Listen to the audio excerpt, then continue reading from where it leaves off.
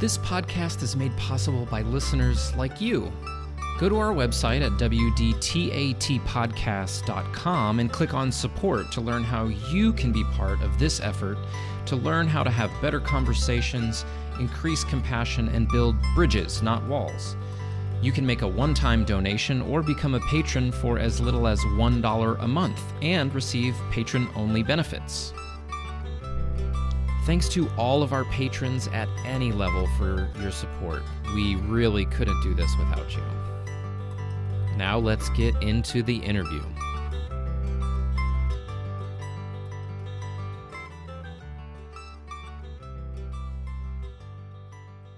In this episode, I talk with Reverend Kyndall Rothaus about becoming a female pastor in Texas, trusting women, dealing with misogyny, microaggressions, and rape culture. This is a two-part episode, so stay tuned for the second part soon.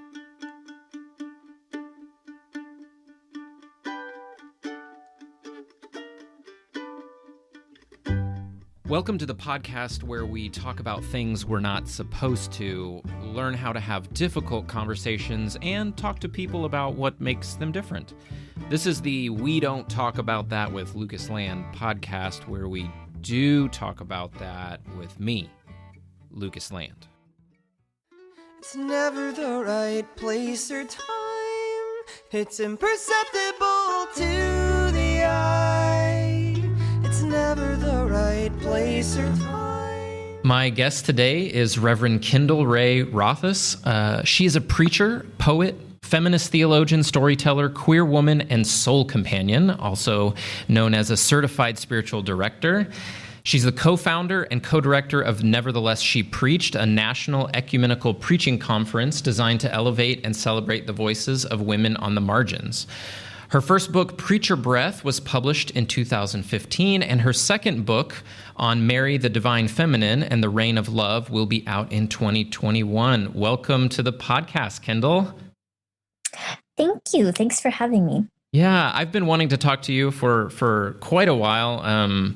I'm a fan of yours from afar. We know each other a little bit from Waco, Texas. I kind of joke that maybe I went to seminary just to find guests for this podcast because I've had so many wonderful people on from our seminary. But would you tell us a little bit to start off just about yourself and your journey to becoming a pastor in Texas and all that story entails, at least a little part of it anyways? Sure. Yeah. I have been a pastor, a Baptist pastor in Texas for the last 8 or 9 years. And interestingly, less than 1% of senior Baptist pastors in Texas are women. But I grew up in Oklahoma in a Southern Baptist context. And at that time, actually, there were zero that I'm aware of female Baptist pastors in Oklahoma that were women. So I didn't grow up with any sense that this was some sort of real possibility for me to preach or pastor. It wasn't even on my radar. Mm-hmm. But I do remember as a kid, I was very serious about the Bible from a young age. Reading the Bible, taking notes. And I would play pretend where I was, speaking to these large groups of people about the Bible. And I just didn't know to call it preaching because I'd never seen a woman do that. Mm-hmm. So I felt this sort of tug towards ministry as I was preparing for college, and I didn't really know what that meant. And I remember my mom even asking me, do you want to be a missionary? And I said, no. And she said, well, do you want to be a counselor? And I said, no. And she said, well, what else is there? Yeah, these are your options. yeah. Oh. And I didn't know. So I just started college, not really being sure, but deciding to major in theology and ministry. And that was the first place I really encountered this idea that men and women were equal and that women could preach. And in fact, I want to say my freshman year, when it came up in one of my theology classes, I may have argued with the professor about it, because I had just been so conditioned to believe like, no, women are supposed to be submissive or whatever. Yeah. And it had always bothered me. It always felt wrong in my spirit and in my gut, but I didn't have a way to navigate through that. Anyway, so then I took my first preaching class my senior year of college. And it was this really rich experience for me to preach, but also there were two other women in the class. It was mostly guys. And when they preached, the two other women preached for class, it just hit me like it was like a light bulb came on. And I realized, oh my goodness, it would be tragic. It would be tragic if these women couldn't use their voices. And they were so clearly called and gifted. And it took that internal struggle I was having inside myself, and it made it bigger. It was no longer just about me. And that was, I think, a real turning point for me. And so from there, I went to seminary in Texas. And when I graduated seminary, I knew I wanted to be a pastor, but I didn't really think anyone would hire me right out of seminary. And then as it turned out, I found this lovely little congregation on the outskirts of San Antonio and had the privilege of being their pastor for 4 years. And it was wonderful. Yeah. Yeah, I love getting to hear your story because so often we are talking about things like sexism and the experience of women kind of in the abstract or even the theology, right? It's very abstract, but, your story and so many other women's stories concretize it in a way that's like, oh, this is what it was like. So for men especially who have assumptions and don't have that experience, to hear and really try and internalize and think about what it was like growing up hearing you're not allowed to do certain things or having certain sort of pathways sort of cut off to you and realize, oh, that's not my experience at all. That was not what was not what I grew up hearing and to try and understand that. So thank you for sharing that. You also have your first book, Preacher Breath, involves some of your poetry. Is that right? Yeah, I have a little bit of my poetry is in that book. Yeah. And you got into poetry while you were still in Waco, I think, if I'm remembering correct. I don't know if I'm remembering correctly, but I do remember distinctly your story about entering a poetry slam in Austin. Would you tell that a little bit about how you got into writing poetry and then this poetry slam that you did in Austin, and then you have a piece that you would like to share as a way to kind of, I think, introduce our topic today. Yeah. So I've always written, and even from like a very young age, I have journals upon journals upon journals. But I never thought of it as poetry. I think a lot of my writing has a poetic cadence. But it really wasn't until, I was living in San Antonio and I was going through this divorce and I joined a women's writing circle. And suddenly I just started, I was like a fountain. I was gushing poetry, and it ended up being this huge agent of healing for me to write poetry. And slowly over time, I started feeling this desire to like share that poetry publicly. A lot of it was just my private journal entries. And so I went to a few poetry readings in San Antonio. And then eventually I went to a poetry slam in Austin. They have a really vibrant poetry slam community there, Mm-hmm. which is, very competitive. It's all competition and you get points and, Wow. and I went with my friend Aurelia, and, I was listening and I was blown away, because this isn't just poetry on the page. I mean, this is poetry as performance. Mm-hmm. And I was completely captivated. And the first part of the contest, I thought, oh my gosh, I could never do this. Like, it's so intimidating. And then the second third of it, I was like, man, I wish I had the courage to do that. Like, it would be so cool. And then by the end, I was like, I don't care how scary it is. I am going to try this. like, I just knew it was something I wanted to try. And so I went with fear and trembling. I came back probably a couple of months later and signed up, and was so nervous. And then I performed my poetry, and that first night I won, and I was like, oh, this is really cool. So it was a really fun experience. I went back several times that year, and competed, and I didn't live in Austin, so it was quite a commitment. So I haven't kept it up, but I really think it helped shape my preaching voice as well. To use my creativity in a different venue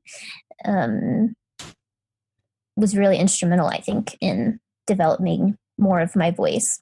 Yeah.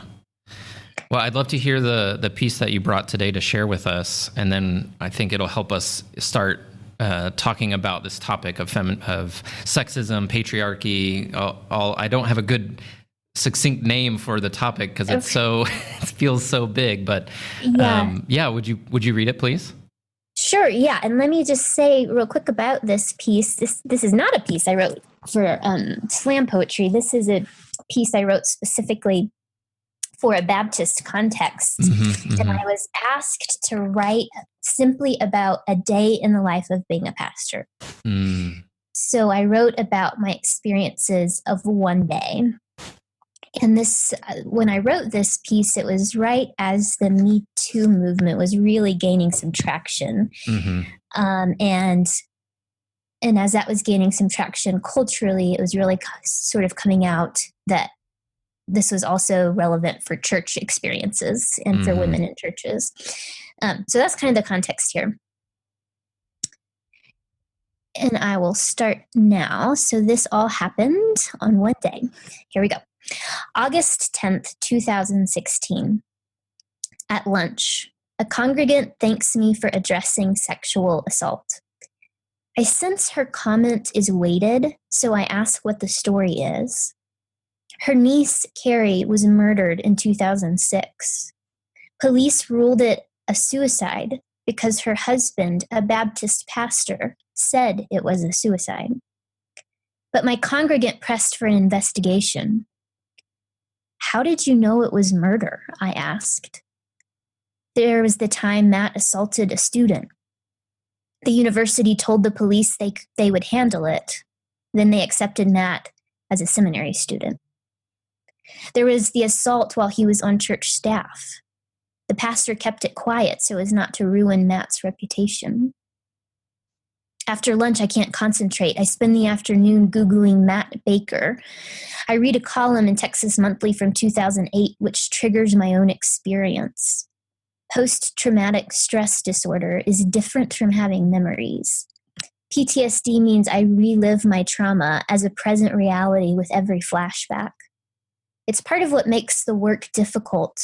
Women feel safe telling me their stories, so I pastor on the outside while holding down my trauma on the inside. I am reading about Matt Baker in my church office like it's a compulsion when the custodian walks in. Your haircut looks better than the one you had before, he says. Thank you, I say. I would know, he smiles. I'm a connoisseur of women. I freeze. I can't think, so I look away. Later, I leave for a pastoral visit. On the way, I take a call from a friend. She went for a swim today. Now she is distraught because she saw a man watching her with his hand down his pants. I think you ought to report him, I say. Then I wonder if my custodian's remark was inappropriate. I can never seem to tell when it's directed at me. They say men take advantage of positions of power, but I am his boss. This isn't supposed to happen to me anymore, right? The woman I am visiting is dying. She begins telling me about her cats, but before long it's about her parents. She describes her mother as complicit in the abuse. Did your dad? Sexual abuse, she replies matter-of-factly. He wasn't like that all the time, she adds to reassure me. I am not reassured. I am on my way back to church for a meeting with the personnel committee. I have some proposals I want them to consider, but now I am nervous because I don't know whether to tell them about the custodian. Why is this so hard? I decide I will probably tell them. I am a competent preacher and pastor, but this has me feeling like a kid about to tattle. Why do I feel so small? The meeting starts. I feel my stomach lurch. I feel irrationally afraid. I speak quietly and begin. They laugh, but this is not funny to me. I pause. I almost lose my nerve. I finish the story. The only other woman in the room says, "That's harassment." I cringe. I don't want him to get in trouble on account of me.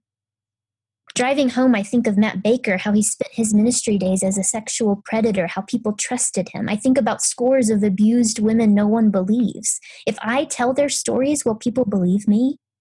After all, I am a pastor. Then again, I am a woman, so I don't know. Additional memories. I'm coming to preach in view of a call. The search committee suggests I wear high heels. They fielded some concerns that I might be too short. I immediately text Doris Ann Cooper, ask how tall she is. To my satisfaction, I am 1 inch taller than the previous pastor. Therefore, it's logically possible I might be a good preacher. I tell the high heels story at my clergy lunch. A male colleague interrupts. Men face those expectations too. I say, but on the inside I say other words. I call an absent church member. He complains that I hate men. My sermons are poisoning the minds of little girls. I think about a sermon I heard claiming Jesus had to be born male because God is manly, not weak. Did anyone tell that pastor he was poisoning the minds of little boys? Where were the objections to misogynistic sermons and sermon illustrations through the centuries? But I do not say this on the phone. I say, thank you for your honesty. I do not hate men, but I am sorry if I gave you that impression. He does not come back to church. I am scrolling through Facebook. There is a picture from Doris Ann's ordination in 1998. Painted on her car window are these words, "In your face, Paige Patterson." I smile and decide I will not quit my job. Not today. Not yet. I'm doing poetry snappy fingers for you. That was great. Yeah, thank you so much for sharing that. There's so much to talk about, I think, in there, and it really, I love that it's just a day in the life, and that there are so many kind of details that really bring to life, your experience, but it also touches on many, many women's experience in the world, right? And I think we're often really judgmental of other people's experiences, especially when it rubs against what we believe or challenges us in some way, I think. Even from a distance, I think about so many of the high profile stories out there. Your poem addresses Matt Baker, and I really didn't know. That was before I lived in Waco, and so I didn't know much about that story. But people tend to read the news or hear about experiences of sexual assault and accusations against people, and they form these judgments from so far away with very little direct knowledge of what's going on. So one of the things, I think that you believe, that I believe, is that we, in many cases, because the statistics back this up, we need to trust women more and their experiences and what they share. You're always going to find exceptions. That doesn't mean that you should throw everything out the window because there's false accusations exist. The overwhelming statistics really show that women underreport sexual assault, and that it is something when women do speak up that we need to listen to and pay attention to. I guess I've named a few of them, but for you, and throughout the poem that you read, there's so many of these even very small experiences, small in the grand scheme of things. They don't involve murder, but they're, comments or whatever. Why would you say it's so important for us to trust the experience of women and listen to them? Yeah. I mean, one thing I want to say about the way we tend to so readily share our opinions publicly about these, public things is, like you said, we have so little information about what happened in that super public case. We have what the media's told us, but we don't know the details. And people jump in and give their opinions. And I just want to point out that when you do that, you are communicating to the very real women in your life that you are not a safe person for them to disclose their own trauma to. So you may think you're just sharing your opinion about somebody who's super far removed from you, and it doesn't really matter. They'll never hear what you're saying. But the women in your life who have been assaulted or harassed or abused hear you saying, I will not be, that you will not believe them either. So I think that's a really significant thing we need to take into account when we just sort of spew off the first opinion that comes to our mind when we see something happening in the media. Is that in our churches, in our schools, in our organizations, countless women are suffering in silence, and they are very attuned to who is trustworthy and who is not, and who they can speak to and who they can't. And so one of the reasons to at least be silent when you're not sure about a public case, like if you're not sure, just keep your mouth shut. Yeah, I think we forget that that's an option a lot of times, that nobody needs to know our opinion about everything. Right. Like if you have your personal doubts, okay, but there's no benefit to you saying them out loud. So I want to make that point. And then another point I want to make is that our theology as Christians has so often taught us that women's voices and women's experience can't be trusted. A woman hears a call from God to preach, she must have heard wrong. A woman feels that God is telling her to leave her abusive husband. Well, divorce is a sin, so she must have heard God wrong. And so there are these ways in which I believe everything's connected. And we have been conditioned for so long not to trust women's experience. And that applies to women trusting their own experience. And so what I think we want to do as people who believe in redemption is to start giving that trust back, and empowering women to believe their own experiences. And because otherwise we end up with women who can't even recognize when they're being abused because they've been taught not to trust their own experience. So if you just simply think of it, like if you just want to take it down to a really personal level, you want your daughters to know if they're being abused and have the capacity to ask for help. Yeah. And so your ability to believe women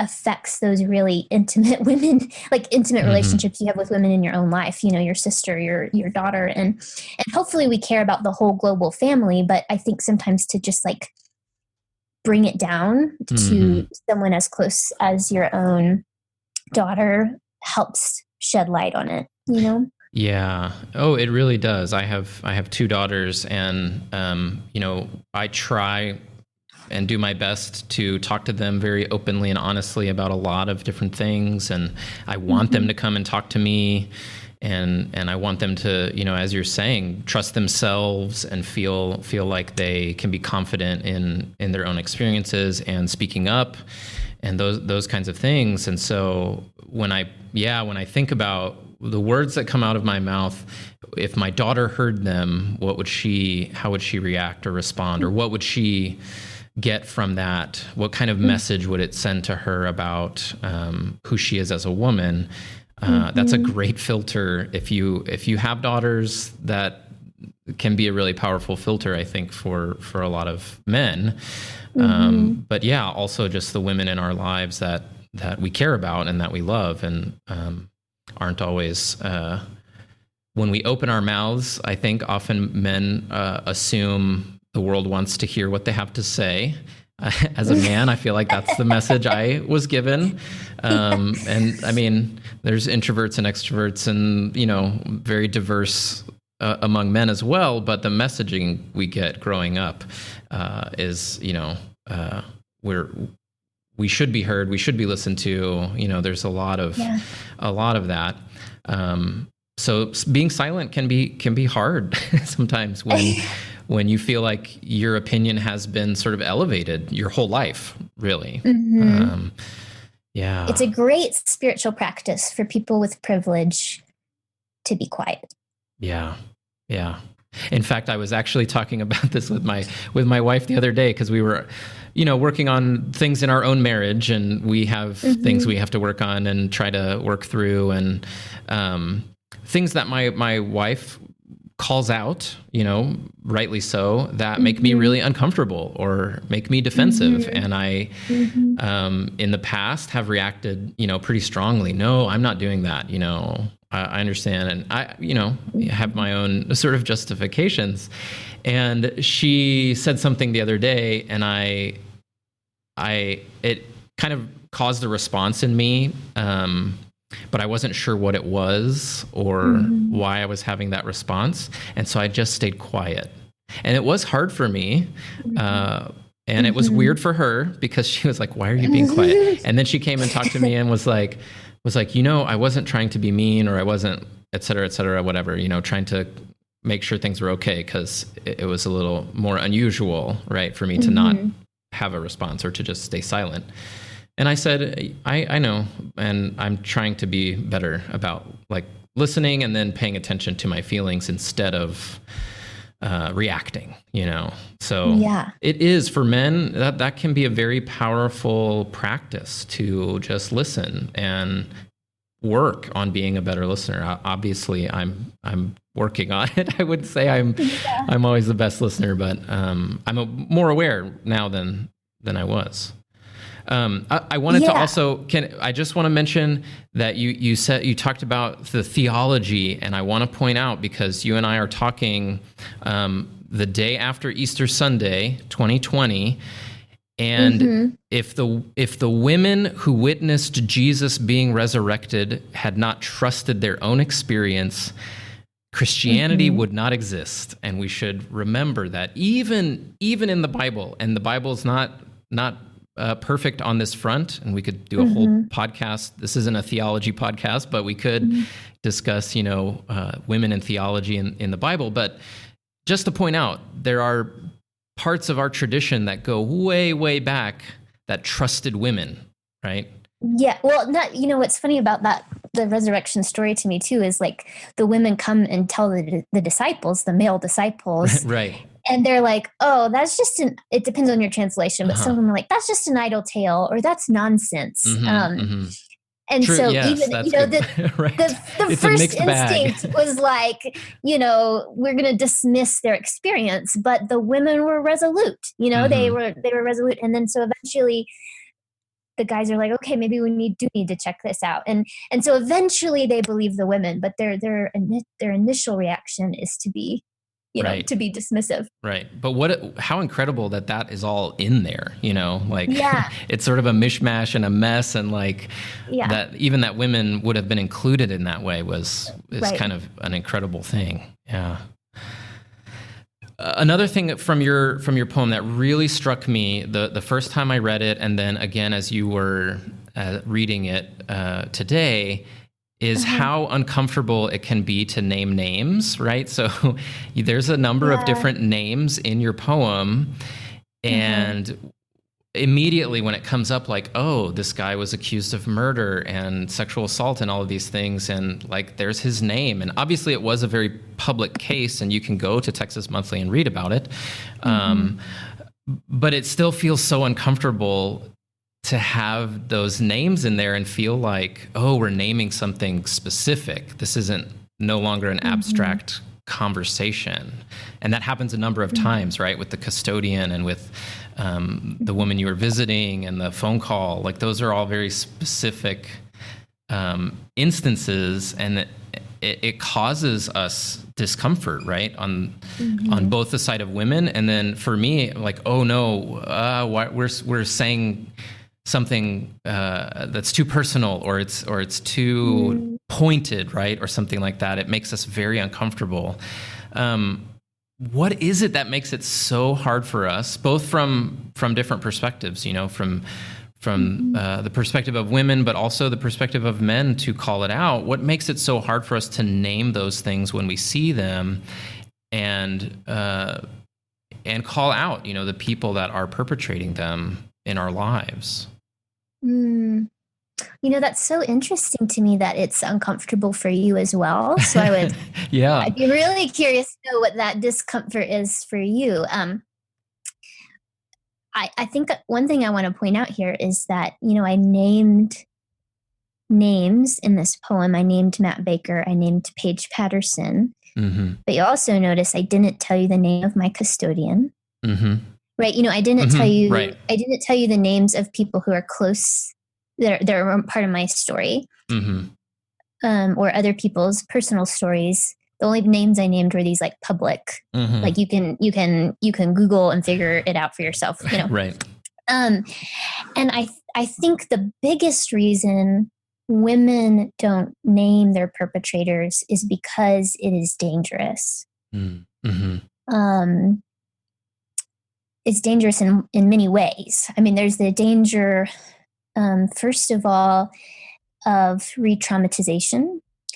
So once you've been traumatized, but then you go public with your story, whether that's public in a big way or whether it's just telling one other person, having to retell the story and then deal with the possibility of not being believed, and then often being questioned and being made to like tell the details and relive them. That can actually, many women describe that experience as more traumatizing than the event itself. So you think about coming forward with your story, whether it's, a sort of smaller, so to speak, case of harassment, or whether it's a big assault thing that needs to, go before a jury. I mean, whatever kind of context you're talking about, to have your trauma kind of put on display for people to pick apart and then, question what were you doing and what did you say and how did you respond and did you say no and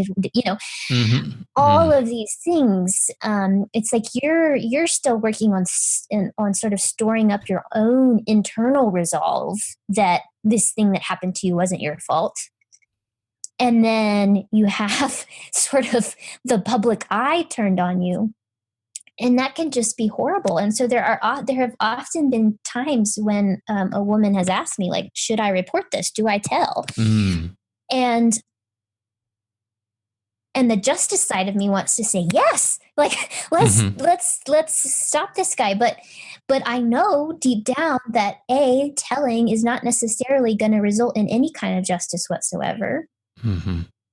And B, this woman might be putting herself in further danger of re-traumatization. There's also the danger of retaliation, of whoever perpetrated a crime against you coming after you, whether that's physically or simply trying to discredit you professionally. Mm-hmm. So it's just not safe. Yeah. That's the biggest reason. It's just not safe. Mm-hmm. Another element of it, I think, or at least this is true for me, and I've heard this from other women as well, is, we feel kind of guilty, like, for outing people, Mm-hmm. and it's like, it's their crime, it's their misbehavior, not ours. But we've been so conditioned, I think, to take responsibility for other people's behavior as women, that, there's this feeling of like, oh, like, I don't want to get someone in trouble, or I don't want to, mess things up for somebody else, even though it's, we're just telling what's happened. But there's this sense of we've got to somehow protect the people who've hurt us. So those to me are the two biggest things, kind of on this, at least on the side of being a survivor of those sorts of things. But I'm curious what it is in you, if you can access that. Like, what is it in you that feels uncomfortable? Yeah, it's a great question. And probably one I'll keep. I know, I kind of I turned the tables. That's fine. No, you're not the first one to do that to me, so it's fine. No, because this is great. It's a good conversation to give both sides to, and I want to try and model being vulnerable and honest about these kinds of things as a man, as well as I can. It's a really good question. I think there's two things that I identify. I identify with some of the things you were saying, but I think naming names, or that similar feeling of not wanting someone to get in trouble. It asks me, when you name names, or not you in particular, but if somebody's naming a name about somebody who did something, especially if it's within my world, right? More so than the news or something that's a little more distant. It all of a sudden asks me to get involved. More so maybe than just having an opinion. Not just, part of it is having an opinion, like, oh, now I have to think about it. Well, maybe that's number one, right? Like, it's asking me to think about that these things happen to people, and I have to wrestle with that a little bit. And when it's specific, it means I have to think about real people and not statistics or abstract ideas about it. And I think I have a lot of the similar feelings that you mentioned, but almost on the flip side as a privilege, right? So instead of me being put in danger or being re-traumatized, it's asking me in some ways to risk my privilege to get involved in any way, or to have an opinion. Or to speak out or speak up. The situations that you were sharing in the poem, I can imagine being in those same situations, and that feeling of like, oh, I don't want to get involved, right? I don't want to rock the boat. I don't want it to cause problems for me if this comes back on me.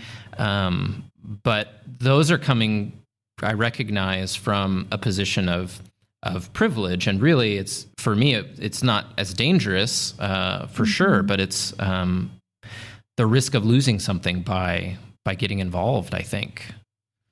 Yeah. I think that's so spot on. Like, the specifics make it real. It's like something that happens you can imagine this happening in your congregation. Versus somebody way out there in the distance, Yeah. And I would encourage the men listening. I look at my stats sometimes, and it seems like most of my listeners are men. I don't know what that means or why that is. Dudes like to listen to other dudes, probably. But a lot of my guests are women, so hopefully I'm helping sort of elevate women's voices as well. But shoot, I totally lost what I was going to say because I was thinking about why do I have so many male listeners, and what can I do to change that? Just that the men who are listening, I would challenge us to make this real in our lives, because what happens often in congregations or communities or different groups is like you wait until it becomes real in your own life to start thinking about it when you don't have to, right? When you have the privilege of not thinking about it. And so it's not until your pastor is the one accused or someone in your family is arrested or is accused of something, and all of a sudden then you start thinking about it. And I think the movements, like you mentioned, Me Too, and I forget what the one for the church that was response to it was like, Church Too or Us Too? There's Church Too. There's a Church Hurt one. Maybe.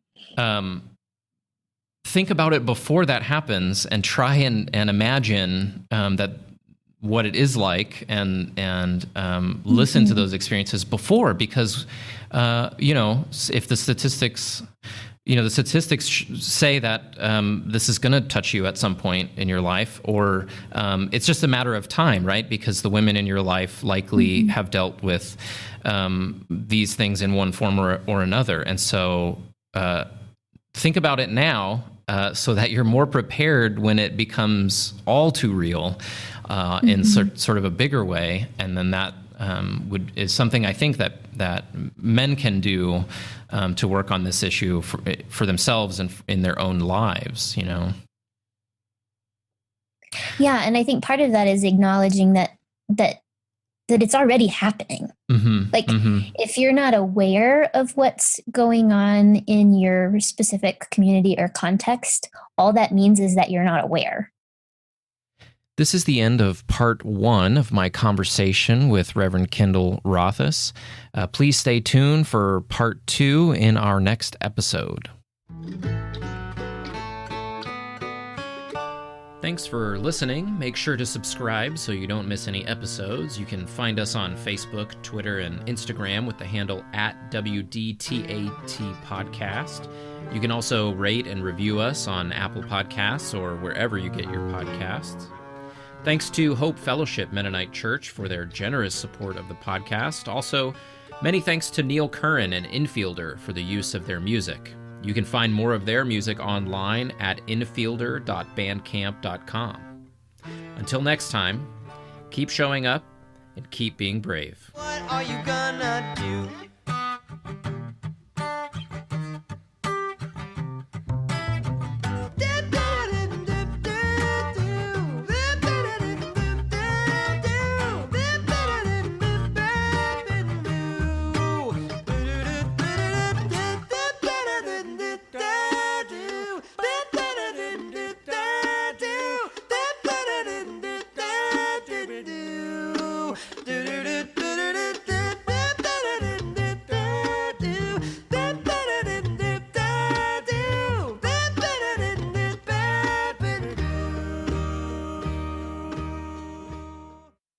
Que le vaya bien.